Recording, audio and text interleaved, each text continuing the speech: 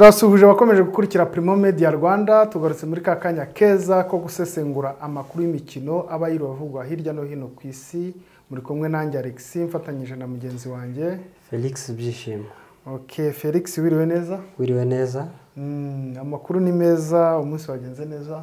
Umunsi wagenze neza, nta kibazo, urabona ko ikirere kimeze neza, nta kibazo. Ikirere kimeze neza cyane. Yego. Reka dusuze n'abavandimwe wacu bari hirya no hino ku isi, duhereye bari hano mu mujyi wa Kigali ndetse n'abandi bari mu zindi ntara zitandukanye z'u Rwanda. Turasuhuza cyane abantu bagize itsinda rya Zone des 43. N'abavandimwe ni kipe yacu. Yego. Tujya twitabira imikino igiye itandukanye. Ndabasuhuje. N'abantu bose muri rusange mu Kinyarwanda. Bumva Ikinyarwanda. Ngo tuba tuvuze East Africa. East Africa. Harimo abantu benshi bumva Ikinyarwanda muri East Africa birumvikana. Reka nsuza abantu bari mu ntara y'uburengerazuba cyane cyane abantu bari mu karere ka Nyamasheke na Rusizi. Muri Rusizi ndetse by'umwihariko mu murenge wa Muganza abantu batuye turabasuhuje cyane nizere ko namwe mumeze neza. Reka twanzike duhere amakuru yacu mu gikombe cy'amahoro.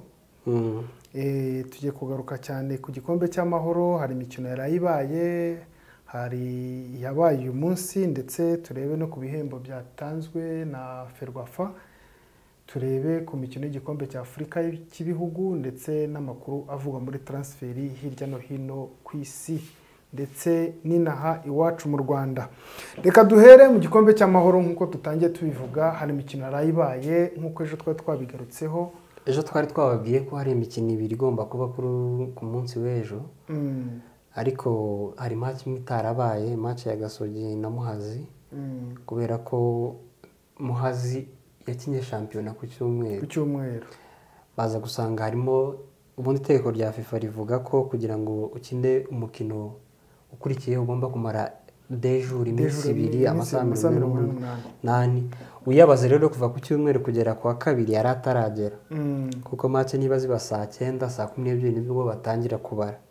Urumva rero saa 12 zagiye kugera aya masaha ataragera. Bituma match bayimurira ku munsi w'ejo. Nibwo match ya Gasogi United igomba kuzaba. Match ya Gasogi United izaba ejo saa 9 ikina n'ikipe ya Muhazi. Muhazi yahoze yitwa Rwamagana. Rwamagana City. Rwamagana City niyo yavuyemo Muhazi. Yego. Kubera guteranya akarere ka Rwamagana na Kayonza. None ukuvuga ngo Muhazi ifite abaterankunga babiri. Numva yo nta kibazo cy'amafaranga. Akarere ka Kayonza na ka Rwamagana byari iteranyije byari ikipe yitwa Muhazi yahoze yitwa Rwamagana FC. Yego. Hari undi match rero yabaye iyo ni itarabashije kuba, hari match yo yabaye yahuje Rayon Sport na Interforce. Ni match yarangiye nkuko wabimbwiye Rayon Sport igaritse umuntu.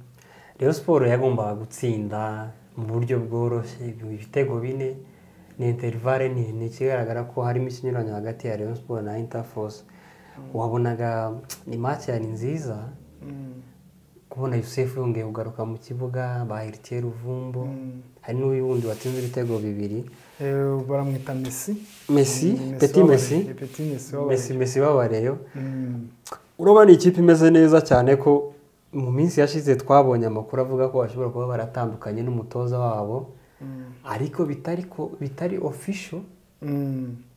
Twabonye amakuru ngo yatandukanye ngo nyuma yo gutsindwa na Gasogi ndetse baba bohereje n'amatike ndege agomba kuzana undi mutoza wavuye mu gihugu cy'u Burundi.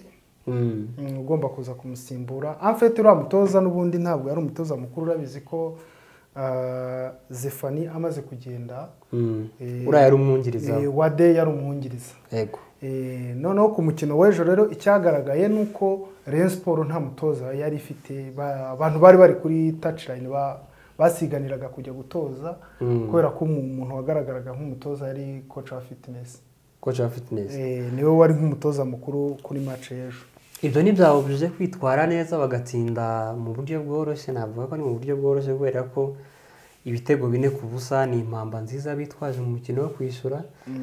Sinabona Interforce yishyuye ibitego 4.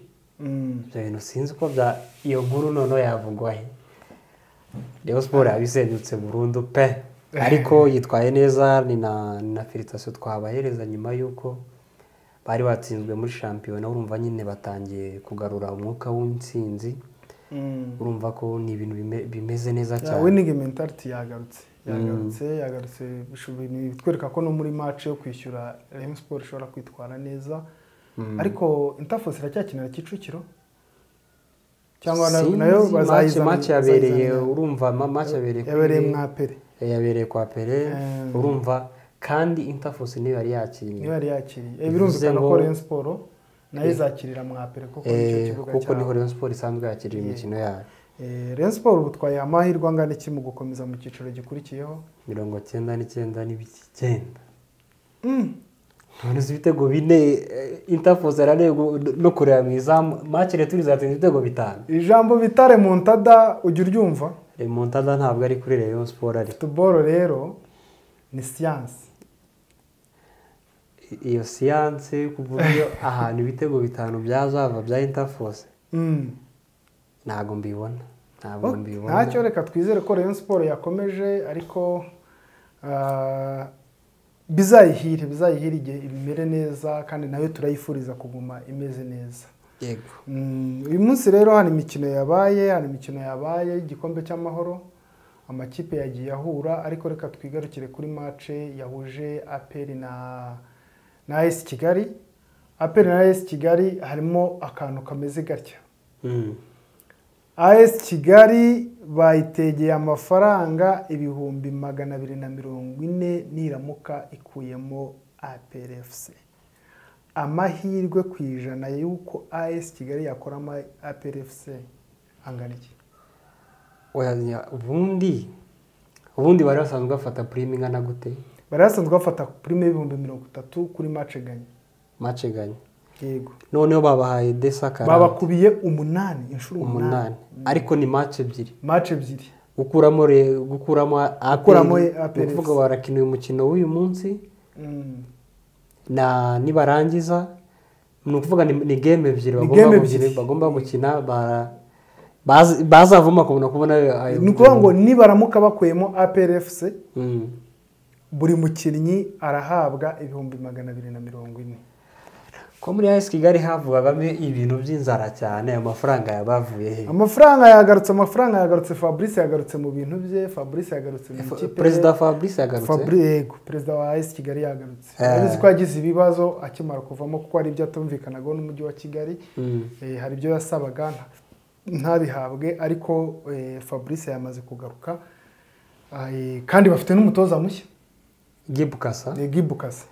Gibukasa watoje Gasogi na Rayon Sport. Si ubwa mbere ahanganye na APR, ibyo arabizi. Si ubwa mbere cyane ko ari umutoza umaze kumenyera shampiyona y'u Rwanda.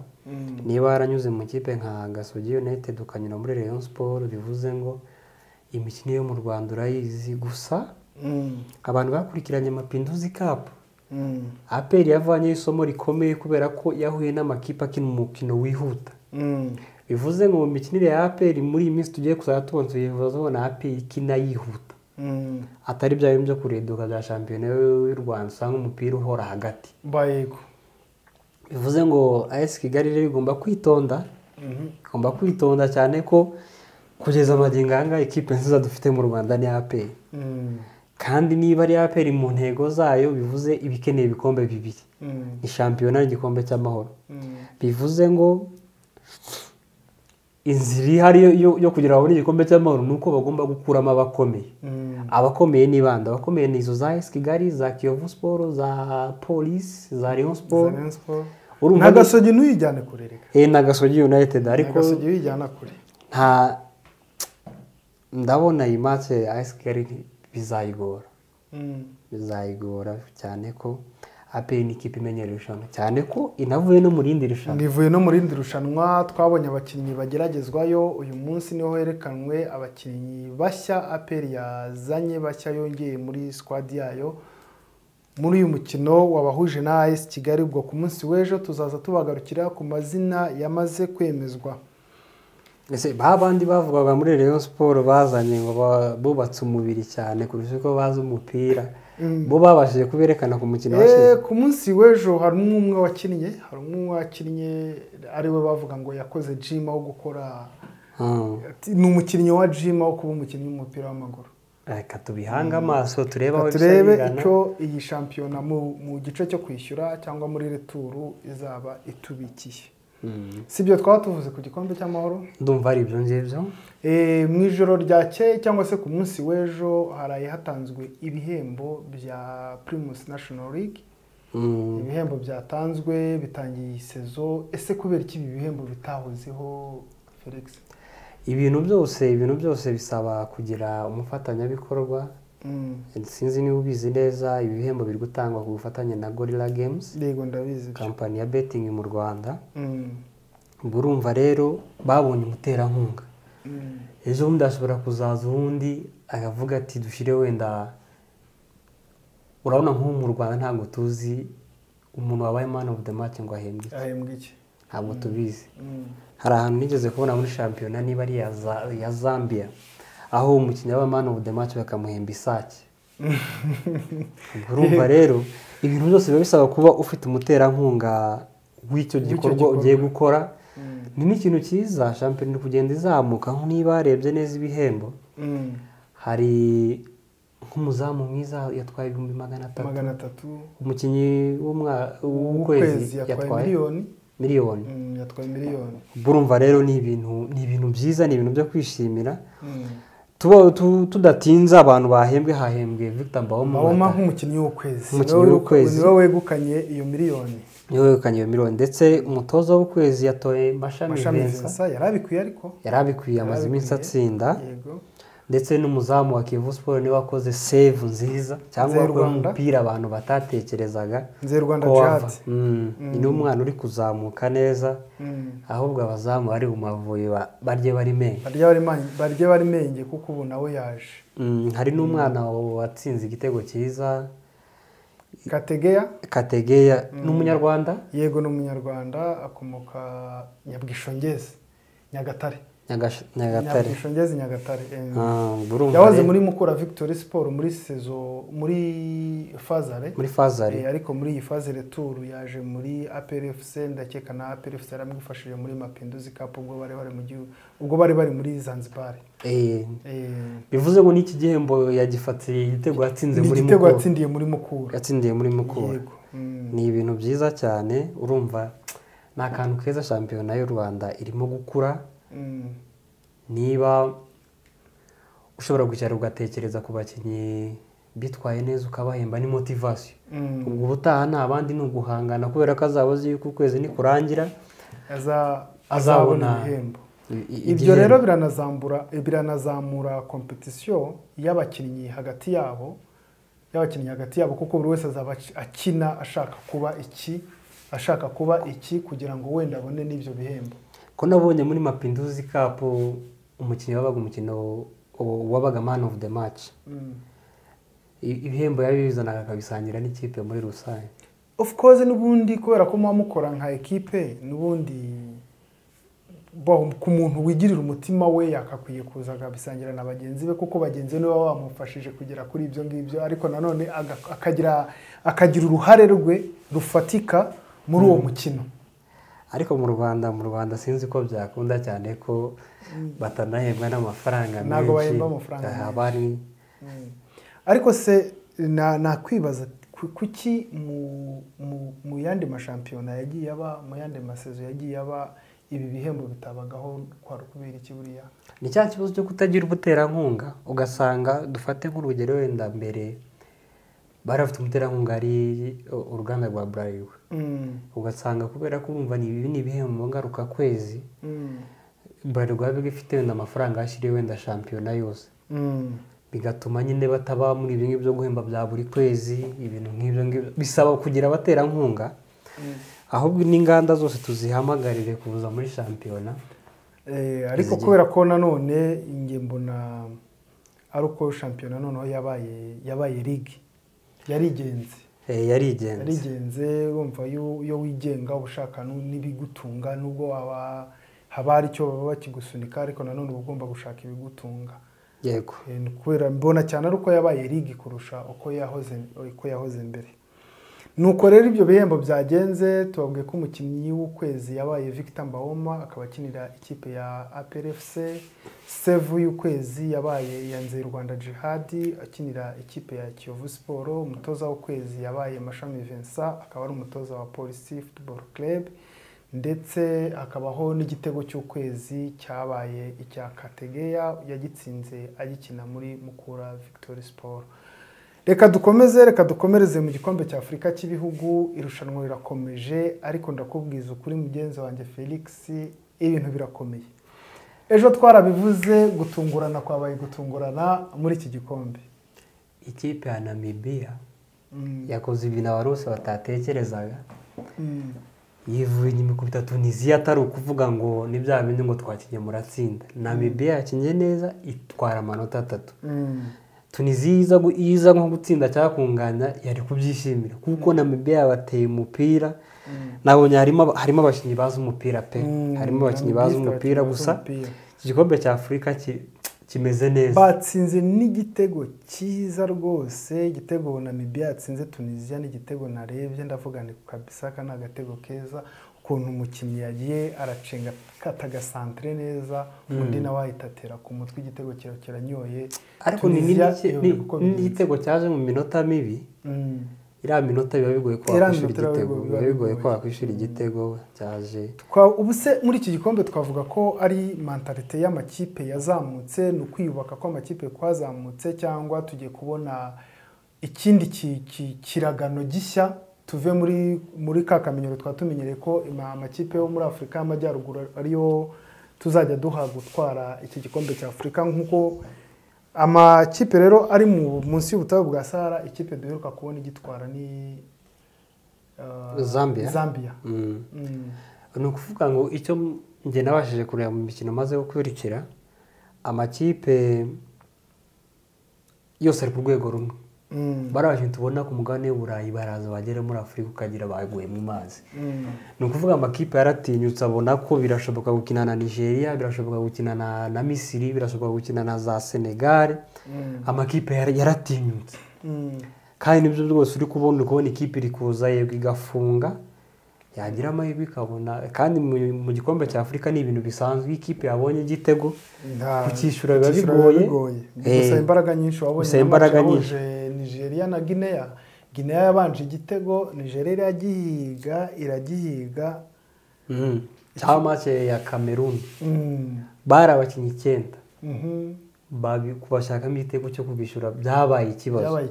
Bivuze ngo ni competition yarazamutse ku buryo nta kipe wasuzugura. Gusa ngiye ikipe twari twitezeho ko ikora ibitangaza South Africa uko twari twiteze ntabwo ariko twayibonye. Ahubwo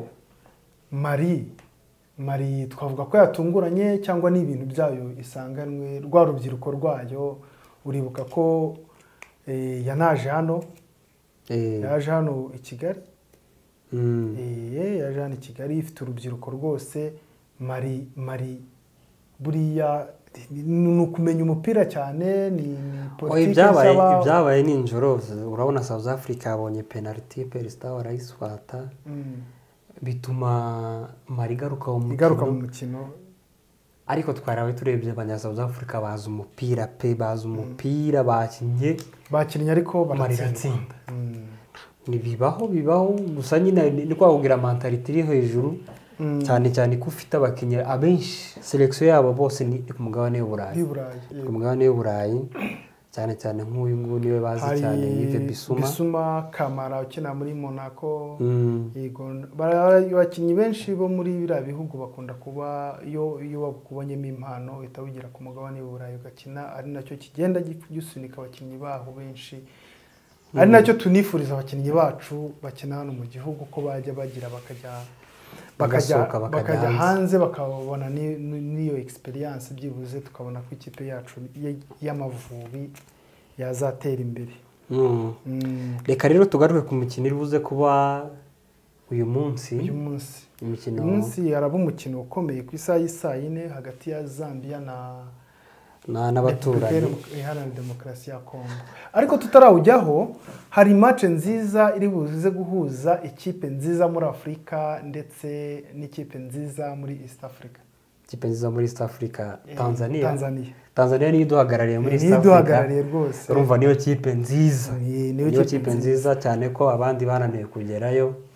Iyo kipe nziza rero muri Afurika ni ikipe ya Maroc. Ikipe ya Maroc iri buze gutana mu mitwe n'ikipe ya Tanzania nk'uko twari tubigarutseho. Twizere ko abavandimwe bacu b'Abatanzania hari icyo bari buze kuba bakora, baraduhagarira neza. Biragoye gusa birashoboka. Ikintu cyo twamaze kubona cyo niba ejo Namibia yaratsinze bivuze ngo na Tanzania yatsinda. Nta cyabuza ko Tanzania yatsinda gusa simbibona hano hafi kuko Maroc ni ikipe ya mbere muri Afurika iracyafite morale y'igikombe cy'isi. Ariko ntiyabyitwaza yicunze bayikora mu jisho ibintu bikabi. Gusa reka tugaruke kuri uyu mukino ukomeye, umukino wa Congo Republicana Demokarasi ya Congo na Zambia. Republicana Demokarasi ya Congo na Zambia rero ni umukino uri buze kuba ukomeye cyane ko aya makipe yose ariyumva. Ni amakipe yiyumva cyane cyo sinzi niyo warebye hari akavideo kagiye gacishikana abafana b'abakongomani bageze i Abidjan ku munsi w'ejo. Abakongomani bo ntibabura n'amafiyeri menshi cyane. Bavuze ko baje gutwara igikombe cya Afurika. Ntabwo baje kugikurikirana gusa ngo baje kugitwara. Gusa ni ikipe imeze neza ifite hari abakinnyi bo kwitega mu ikipe ya Republicana Demokarasi ya Congo. Ariko tutarajya kuri abo bakinnyi bo kwitega, hari match ndagira ngo mbabwire kuri match ebyiri byibuze zabaye muri iyi mikino iheruka. Hari match ebyiri Congo Kinshasa yakinnye yayihuje na Burkina Faso. Iyo match Congo Kinshasa yarayitsinzwe inganya na Angola ubusa ku busa. Itsindwa na Sudan. Nayo ntabwo ifite statistique nziza. Ntabwo ari nziza. Kimwe nuko na Zambia nayo ni bimwe. Zambia yanganyije na Cameroon, itsindwa na Niger. Urumva rero ko aya makipe aregeranye. Ntabwo afite statistique ziyavugira neza. Gusa ikipe ya Congo ifite abakinnyi bari ku ruhando mpuzamahanga bahagaze neza. Uretse ko na Zambia nabyo ibafite. Zambia si cyane. Dore nk'ubu Congo ifite Yohani Wissa, turamuzi cyane muri Brentford. Ni umwataka mwiza. Kagira Fiston Karara Mayere yageze hano mu Rwanda ananiwe gutsinda APR. Gutsinda byaramunaniye, ariko reka twizere ko kuri uyu munsi. Ariko Karara Mayere no kuza gusimbura ntabwo twamubona. Kagiramo Cedric Bakambu amenyereye irushanwa. Ni nawe mukinnyi umaze gutsindira Congo ibitego byinshi. Amaze kwitsindira ibitego 16. Harimo Elia Meshake muri Young Boys mu Suisse. Chancel Bemba muri Marseille. Hakabamo Gaël Kakuta ari muri Amiens mu Faransa. Ni ikipe yo kwitondera cyane ko nawo ni abantu bagaye bigaragara ko bamenyera irushanwa kuko igikombe cya Afurika hatarimo Congo ni ibintu bidashoboka cyane. Mu gihe cyashize Congo yabuze tike igiriye nyine utuntu two kurangara. Iba yaragiye mu gikombe cy'isi. Ariko Congo biratubabaza nyine kuko ni igihugu gifite abakinnyi benshi kandi abakinnyi na ku ruhando mpuzamahanga. Nabonaga n'ejo bundi bavuga ko uriya mukinnyi ukinira Manchester United witwa Bisaka byarangiye byanze. Bashakaga kuzana bari batatu dose ariko ntabwo byakunze. Bisaka byarangiye yemeye gukinira Abongereza. Sinzi ngo azabona umwanya ryari, ariko abahari barabaye. Congo ni igihugu gifite abakinnyi benshi rero bakina ku mugabane w'Uburayi. Reka twizere ko n'uyu munsi baza kugira iraza kuba ari match iryoshye. Tutirengagiza rero n'abakinnyi ba Zambia kuko abakinnyi ba Zambia bafitemo Person Daka ukina Leicester City mu kiciro cya kabiri mu Bwongereza. Ni umukinnyi ngenderwaho Zambia buri ifite kandi ubona ko abagirira akamaro. Kandi yagiye mu Bwongereza avuye muri Afurika direct. Yego. Hakagira na Chama. Kratos Chama ukinira Simba. Ari muri Simba ubu. Akinira Simba. hakaba na Fascia Sakara. Fascia Fascia Sakara akinira ikipe yita Ascoli yo mu Butaliyani, ikinira icyiciro cya kabiri mu Butaliyani. Abo nibo bakinnyi bavuga ko turi bwitege cyane ku ikipe ya Zambia. Ubwo rero turi buze kureba uko bibuze kuba bigenda, ejo tuzabagarukiraho tubabwira uko umukino wagenze muri rusange. Reka dukomeze tuve kuri iki gikombe cya Afurika turebe amakuru ari kuvugwa hirya no hino i Burayi, cyane cyane mu igura n'igurisha ry'abakinnyi. Igura n'igurisha ry'abakinnyi ku mugabane w'Uburayi rirakomeze. Hari ibihuha ariko hari n'amakuru yandi yizewe. Mu makuru yizewe hari ejo nakubwiraga ku makuru ya Jordan Henderson. Ubu ngubu byamaze kuba official, ni umukinnyi wa Ajax mu gihe cy'amezi 6. Yego, kuko arakora n'isuzuma ry'ubuzima, ikizamini cy'ubuzima aragikora uyu munsi. Hari n'undi uyu mwana w'umunyabrazil Ronald Rodi wakinaga muri Olympique de Marseille yamaze kwerekeza mu bara muri Al Hilal. Yagiye muri Al Hilal. Byamaze kuba confirmé. Yego. Ubwo urumva abakinnyi bari kugenda bahindura amakipe. Abakinnyi benshi hari inundi uyu mwana wakinaga muri Manchester United ku ntizanyo ya Tottenham Sergio Reguilon bakomeje kumutiza. Yavuye muri Man U yagiye muri Brentford mu gihe cy'intizanyo y'amezi 6 bivuze ko aramara. Agiye gukina igice cya saison agiye gukina phase retour. Yagiye muri Manchester intizanyo none avuye muri araguma mu ntizanyo. Ni kigaragaza ko Tottenham buriya itamufite mu mibare kuko yo bagutiza naho urwego rwe ruri hasi, kuko muri Manchester United yabonye umwanya wo gukina niho byaza umusaruro. Cyane ko muri Manchester United Luke Shaw akunze kurangwa cyane n'imvune, bigatuma biba ngombwa ko ubu ngubu basigaye bafata Wan Bissaka cyangwa Diego Dalo, umwe muri bakaza kwakina. Burumva n'urwego rwe ruri hasi. Ntago ari urwego rwa Man U. Ntago ari urwego rwa Man U na Tottenham. Reka ajye guhangana hariya muri Brentford, wenda hari igihe azisangamo nawe akareba ko yakomeza umubiri ndetse na kariyeri ye ikagomba kuzamuka. Hari iyindi nkuru isohotse nonaha ivuga ko Vinicius Junior ashobora kujya muri Manchester United kuri miliyoni 130. Vini muri Manchester United? Vinicius. Iyo nkuru ko yashimisha cyane abafana ba Manchester United, ariko se yaba ari igisubizo? Niwe Manchester United ikeneye? Ntago yaba ari igisubizo kirambye cyane ko Manchester twabonye ko ufite ubusatirizi bwabo ufite ikibazo. Yego yaba igisubizo kitarambye, ariko nyine kuko nyine byaba ngombwa ko cyane ko atari umubiteri. Ntago ari umubiteri, urumva rero. Gusa ku ruhande rwa Real Madrid ibintu byashoboka cyane ko bakeneye kwinjizamo Kylian Mbappe. Niba ushobora kuba ufitemo warinjije mu kwezi kwa 7 ukaba warinjijemo Jude Bellingham kuri miliyoni 150, ukaba wakwinjizamo Mbappe ntago ari munsi ya 200. Urumva kubijyanye na financial fair play byabafasha. Vinicius agasohoka bakinjiza Mbappe. Ni na confirmation nziza twaba tubonye yemeza ko Mbappe azajya muri Real Madrid.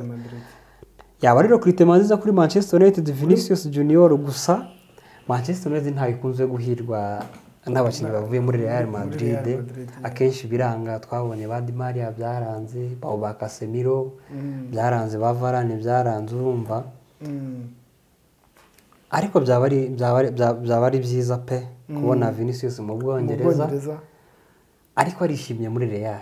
Muri Real Madrid Vinicius Junior arishimye, simbona ko na Real yapfa kumurekura. Nge sindi kubibona neza, wenda yaba ari strategy bashaka gukoresha, ariko ntago ndi kubona Real Madrid rekora Vinicius Junior kubera ko yamurekura kubera impamvu ni umukinnyi nawe ubafatiye runini.